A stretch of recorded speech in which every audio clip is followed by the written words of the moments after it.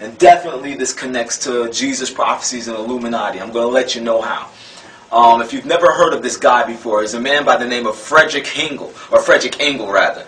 And what he was a great expositor of communist ideologies. And he developed something called the Engel dialectic. Now what the Engel dialectic is that if a government wants to see radical changes in the society that they govern, they're going to have to see a catastrophic event take place in that society over which they govern, and then supply a solution for that catastrophic event, which will bring about the desired changes that they want to see. Or this same government is they themselves going to have to invent a catastrophic event. In other words, they're going to have to create a big, huge problem and then supply a solution for the problem that they created, which will bring about the desired changes they want to see in the society over which they govern. And that's exactly what happened on 9/11. 9/11 was just a planned tragedy by the United States government to bring about the radical changes that they want to see in the United States and eminently throughout the whole world.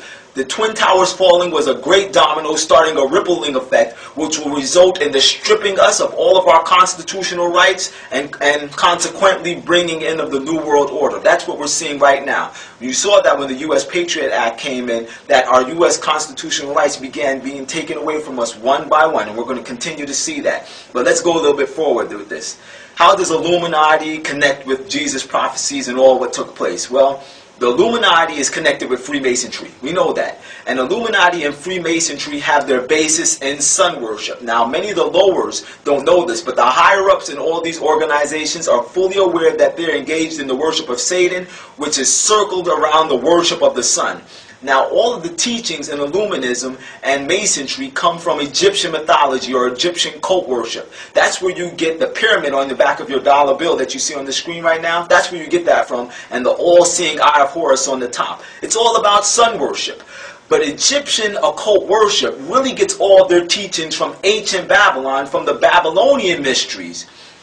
Egypt had Osiris, Isis, and Horus, but they got that really from Nimrod, Semiramis, and Tammuz, which was the three major fake pagan deities of Babylonian mystery occult worship.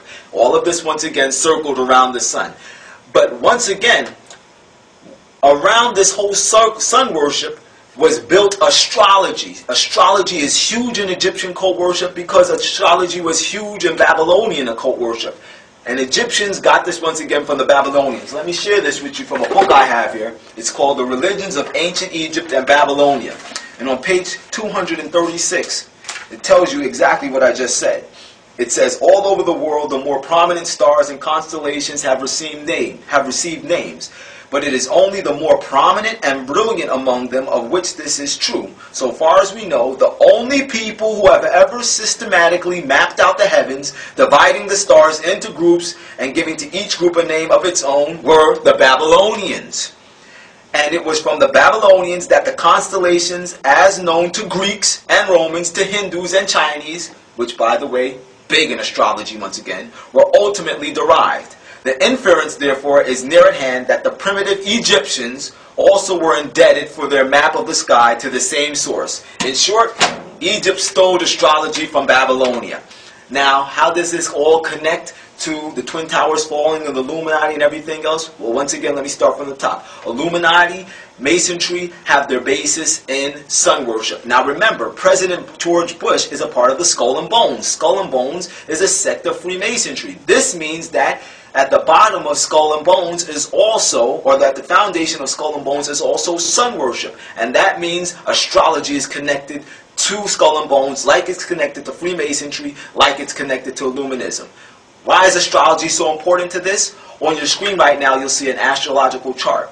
Now, on this astrological chart, you'll see 6 columns going across and 6 columns going down, horizontally and vertically. In each column, you'll see 6 squares. If you add up all the numbers in one of these columns, you'll get 111. But if you take the number 6, which is the number of squares that are contained in each column, and multiply that by 111, you'll get the number 666. That's right, the infamous 666. I'm sure you're beginning to see how this connects to Bible prophecy.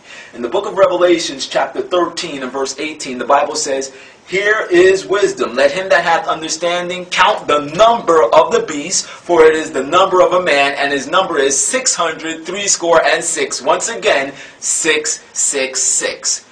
What we saw happen on 9/11 was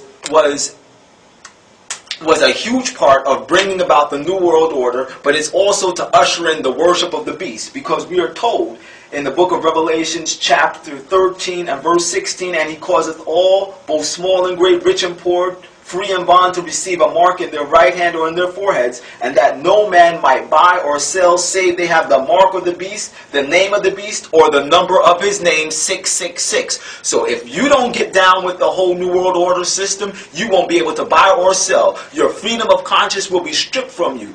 This whole thing is about enforcing worship. And this worship is warned against in the book of Revelations chapter 14 and verse 9, which says, "And the third angel followed, saying with a loud voice, If any man worship the beast and his image, and receive his mark in his forehead or in his hand, the same shall drink of the wine of the wrath of God, which is poured out without mixture into his cup of indignation, and he shall be tormented with fire and brimstone in the presence of the holy angels and the presence of the Lamb." So what you want to do is escape the false worship of the New World Order, which is circled around sun worship, which really has to do with Sunday. We'll talk about that another time. And the only way you can do this is you have to worship the true and living God, the Creator, which we're told about in Revelation chapter 14 and verse 6, which says, "And another angel followed, saying with a loud voice," and he said with a loud voice, "Fear God and give glory to him, for the hour of his judgment is come, and worship him who created heavens and earth, the sea and fountains of waters." I didn't say that right, but let me say it again. Saying with a loud voice, "Fear God, give glory to him, for the hour of his judgment is come, and worship him that made heaven and earth, and the sea and the fountains of waters." And that God is the God of the Sabbath, which is spoken about in Exodus chapter 20 and verse 8, which says, "Remember the Sabbath day to keep it holy. 6 days shalt thou labor and do all thy work, but the seventh day is the Sabbath of the Lord thy God. In it thou shalt not do any work, thou, nor thy son, nor thy daughter, nor thy manservant, nor thy maidservant, nor thy cattle, nor thy stranger that is within thy gates. For in 6 days the Lord made the heaven and the earth, the sea and all that in them is, and rested on the seventh day. Wherefore the Lord blessed the Sabbath day and hallowed it." Worship the Creator, escape the New World Order, don't receive 666. We'll talk about that more later. If anybody else has questions, ask us. And whether you like it or not, the truth is the truth.